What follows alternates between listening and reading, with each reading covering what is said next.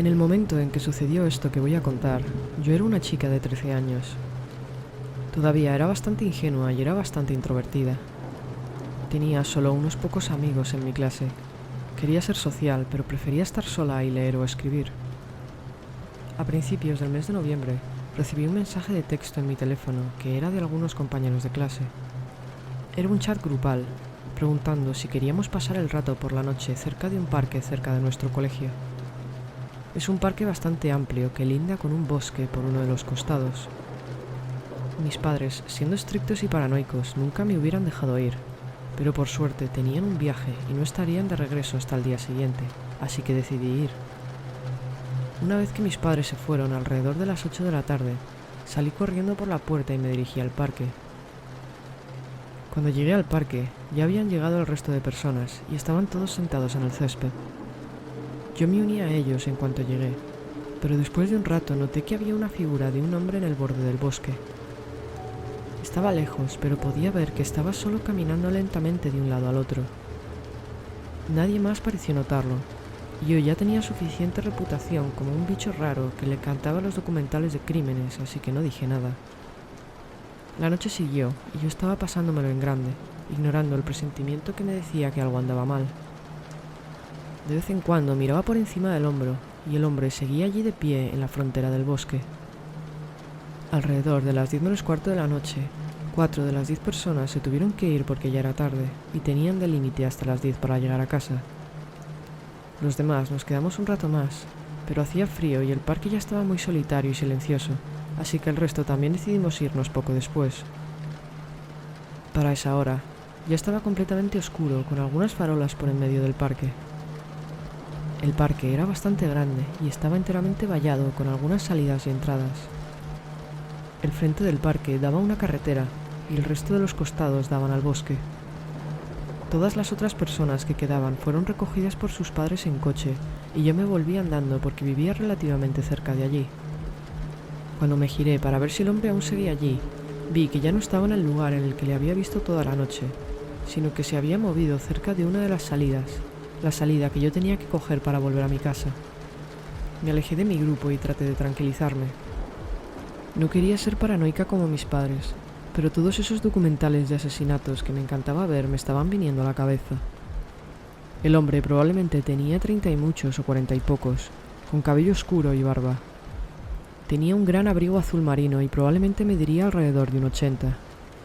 Se paró a unos 10 metros de la salida que tenía que tomar, así que cuando estaba cerca aceleré el paso y salí medio andando medio corriendo del parque a través del bosque.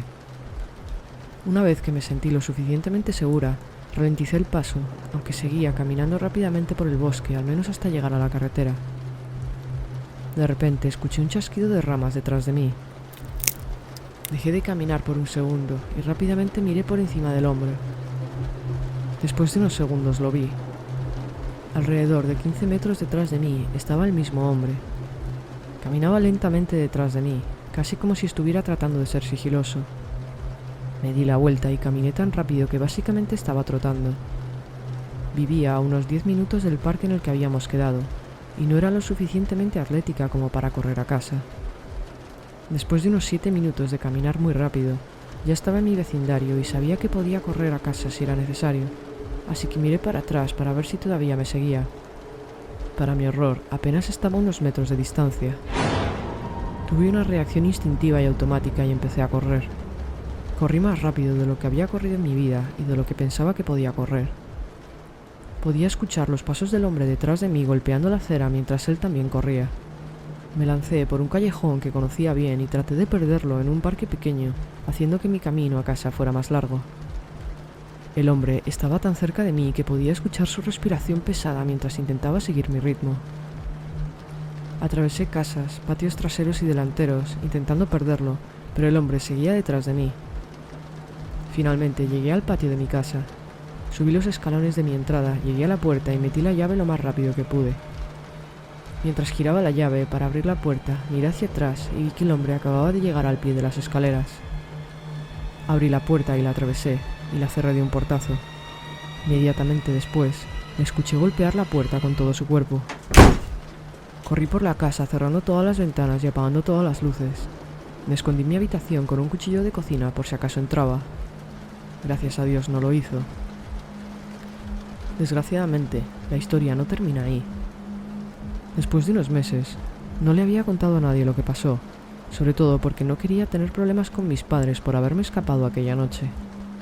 Apenas salía de casa para quedar, en parte por mis padres, pero también en parte porque tenía miedo.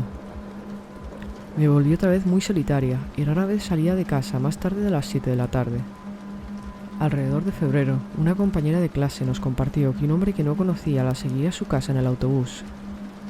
Cuando lo describió físicamente, era exactamente el mismo hombre que me había perseguido a casa. Otra chica mencionó que le sonaba como el tipo que se para siempre afuera de la escuela y que un día trató de seguirla a casa ella también.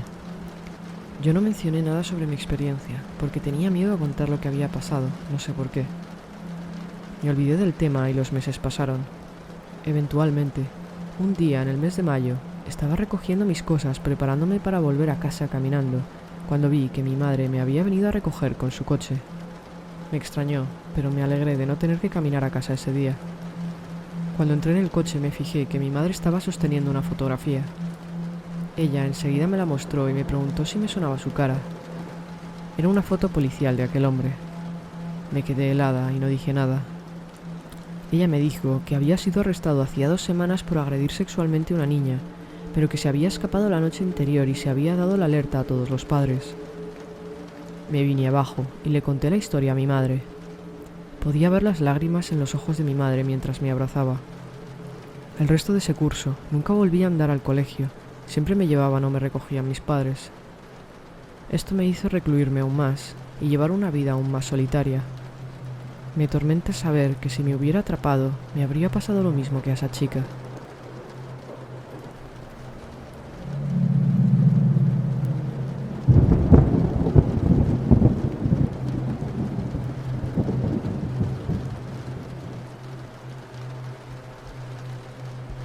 Esta es probablemente la experiencia más inquietante que me ha pasado en la vida. Una que me ha causado mucho estrés y ha hecho que sea difícil funcionar como una persona normal. Pero antes de nada, tengo que dar los antecedentes de la historia. Soy una mujer de 23 años. Vivo en un pequeño pueblo, en la zona rural de Mississippi. Conozco a toda la gente que vive en el pueblo, y todos me conocen a mí. Nunca me gustó mucho la vida de un pueblo pequeño. No era que estuviera en contra ni nada, pero simplemente no había nadie con quien realmente conectara. Tenía muchos amigos, pero nunca había tenido pareja. Hace aproximadamente 2 años me hice Tinder para intentar conocer a chicos nuevos. Después de unas semanas hablando con diferentes personas, conocí a un chico llamado James. James era de un pueblo a un par de ciudades de distancia más, y no era el tipo más guapo del mundo, pero no dejó que algo así me detenga. Me gustaba, y era compatible conmigo, así que salimos en un par de citas. Era un perfecto caballero, y en ningún momento me presionó para que hiciera nada con lo que no me sintiera cómoda, lo cual apreciaba mucho. Así que después de unas 3 semanas de citas casuales aquí y allá, tomamos la decisión de empezar una relación. Ambos eliminamos nuestras cuentas de Tinder y comenzamos a pasar más tiempo juntos. Honestamente, pensé que teníamos una oportunidad real de tener una relación duradera. Pero a medida que pasaba el tiempo, me di cuenta de que tenía rarezas que no me gustaban. No me refiero a rarezas tiernas y lindas, sino a cosas graves como algunos signos reales de varias enfermedades mentales. Algunas de ellas incluían personalidad narcisista, bipolaridad, así como episodios de ansiedad y depresión. En ocasiones se volvía loco por cosas que le estresaban. Una de esas ocasiones en la que se metió en uno de esos episodios fue cuando su tío iba a visitar. Sus padres le pidieron que durmiera en el sofá para que su tío pudiera dormir en su cama, y tuvo un completo colapso mental. Recuerdo los mensajes de texto que me enviaba, que eran completamente desquiciados, pensando en atacarlo físicamente. Después de varios incidentes más como ese, me di cuenta de que tenía que terminar esta relación rápido. Por mucho que quiera ayudar a la gente, realmente no quiero sacrificar mi propio bienestar para ayudar a los demás.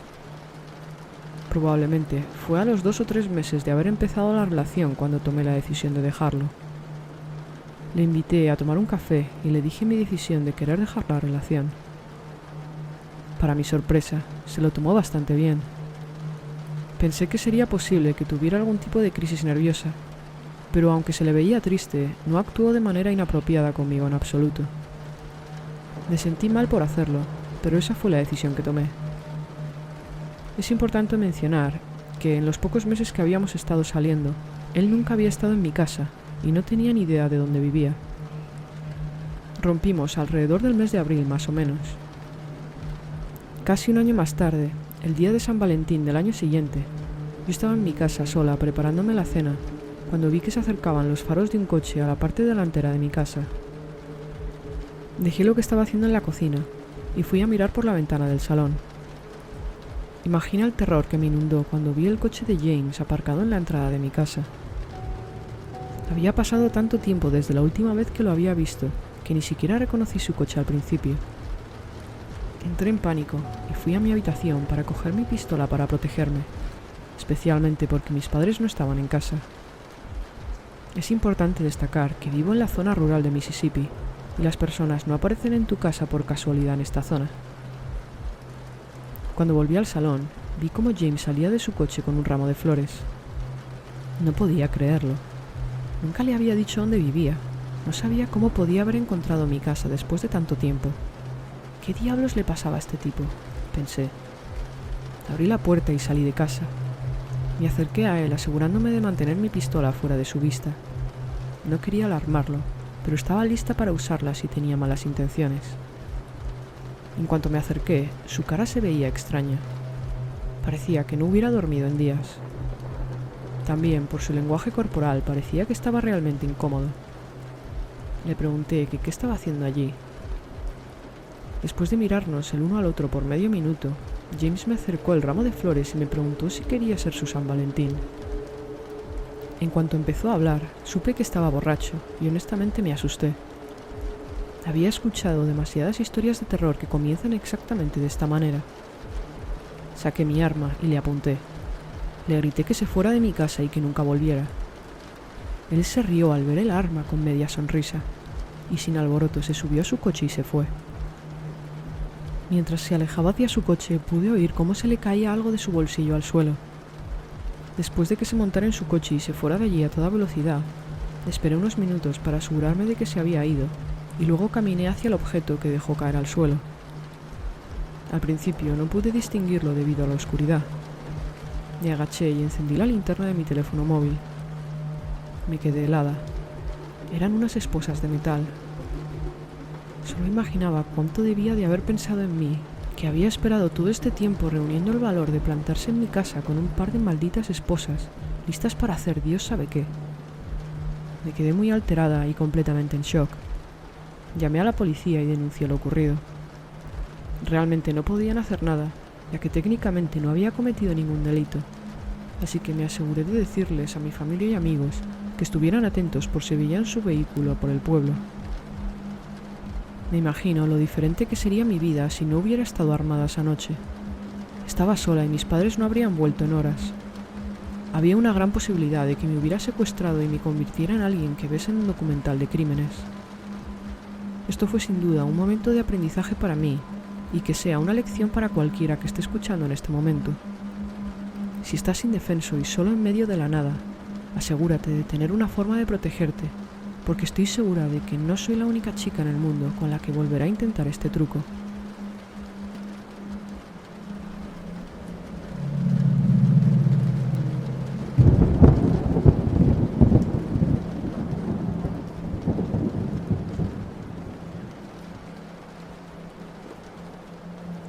Esto me sucedió en 2007. Entonces, yo era un chico de 9 años y mi hermano tenía 14. Mi madre nos había dejado salir para ir al cine y tal vez comer algo después. Le dio a mi hermano $30 para que pudiéramos hacer lo que quisiéramos después. Cuando acabó la película, estaba oscureciendo bastante rápido y yo quería irme a casa. Pero mi hermano quería comer algo primero y acordamos caminar hasta McDonald's, que estaba solo un par de manzanas del cine. En nuestro camino hacia allí, un hombre nos detuvo y se nos acercó. Tenía una sonrisa amistosa plasmada en su cara y estaba sosteniendo la mano de su hijo. No parecía haber nada raro en este hombre. Tenía un aspecto normal y no parecía ser nada más que un padre pasando un día con su hijo.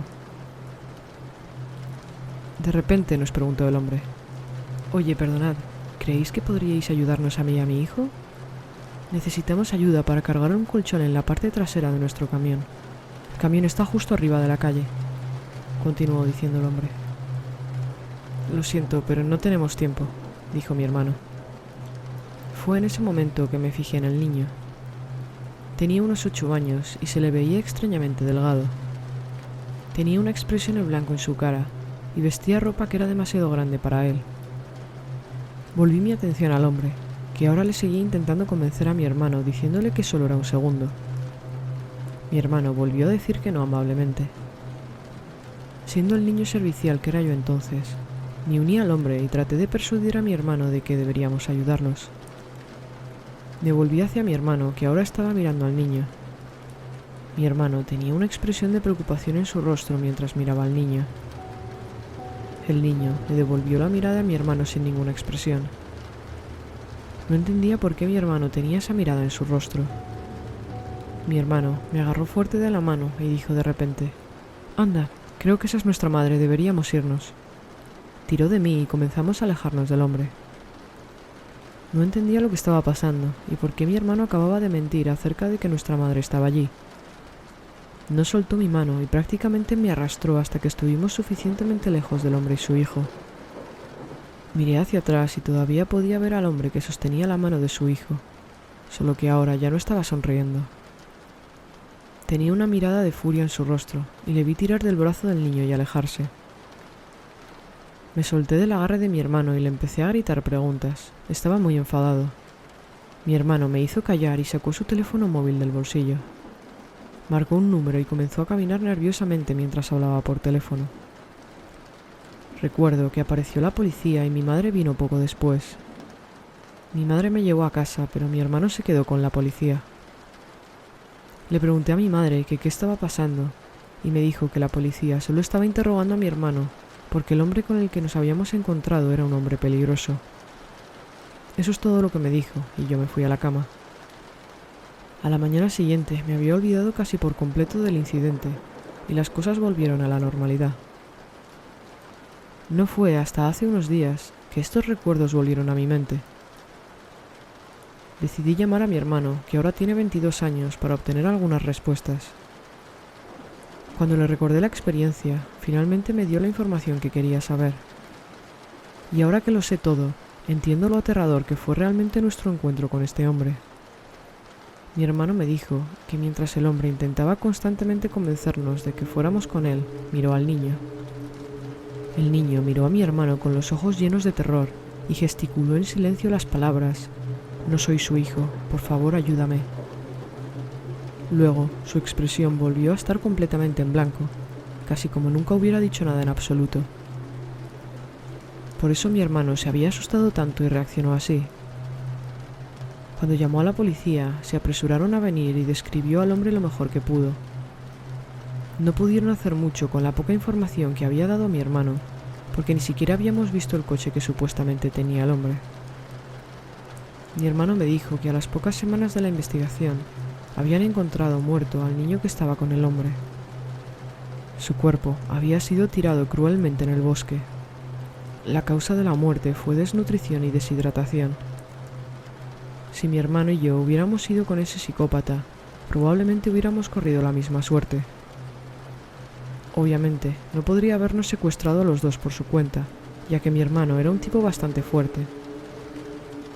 Eso probablemente significaba que tendría otros socios pedófilos que le hubieran ayudado a atrapar niños desprevenidos. Desafortunadamente, nunca pudieron atrapar a este enfermo que le hizo eso a aquel niño. Sus verdaderos padres ya habían estado buscando a su hijo desaparecido durante casi un mes. El hombre había logrado secuestrar al pobre niño y lo usaba como su títere para tratar de secuestrar a otros niños. Cada vez que pienso en el chico, siento una profunda pena por él. Era solo un año más joven que yo en ese momento, y solo puedo imaginar lo terrible que debe ser morir lentamente de hambre.